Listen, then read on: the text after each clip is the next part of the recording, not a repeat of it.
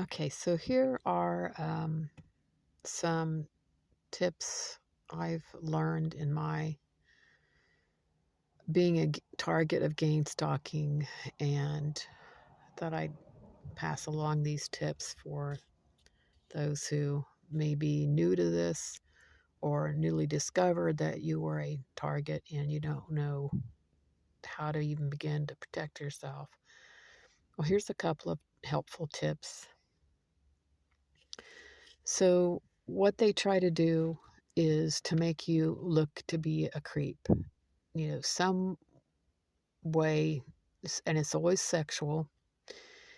And they also try to call people thieves, anything to destroy your reputation. So one of the ways to protect yourself is always try to find a single bathroom when you are needing to use the restroom when you're in public. The reason is because if there are more than one stall in the bathroom, they will say you are doing something creepy. Um, I guess there's a term for it now called Larry Craiging someone, and this is because they did this to Senator Larry Craig of Idaho. There was a big to-do about this, that he had gone to an airport bathroom and was trying to make a homosexual encounter by tapping his feet on the floor between the stalls. And it was completely false. And Larry Craig denied it. He denied it. He denied it. But there was such pressure on him. And I'm sure there were liars saying that he did this and he propositioned them in the bathrooms. He finally caved and said he had done it, but then he immediately recanted it. And I believe him because of all that's happened to me and because of another discovery that they did this to Jim Garrison, the only prosecutor to bring charges in the murder of John F. Kennedy.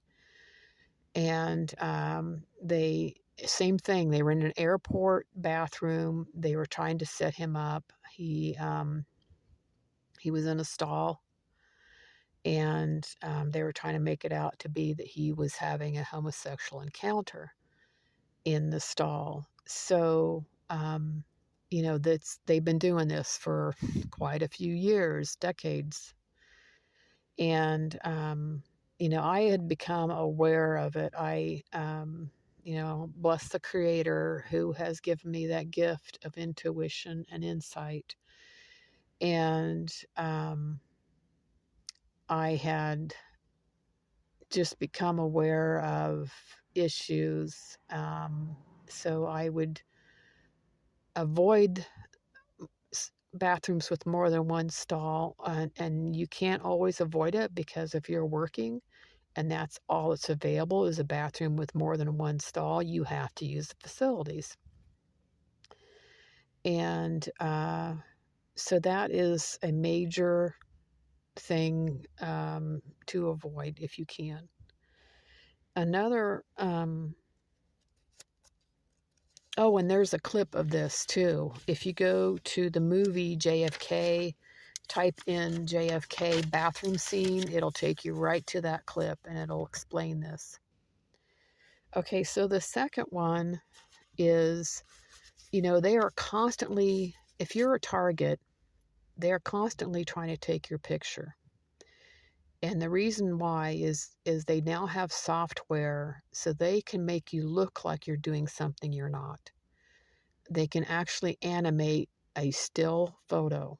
An example of this is currently in the headlines with the Delphi murders of Abby Williams and Liberty German, where they have a guy on the bridge, and it was noted by somebody who has some knowledge of this software that that photo of this guy on the bridge was manufactured. It was not uh, um, a true depiction of what was happening.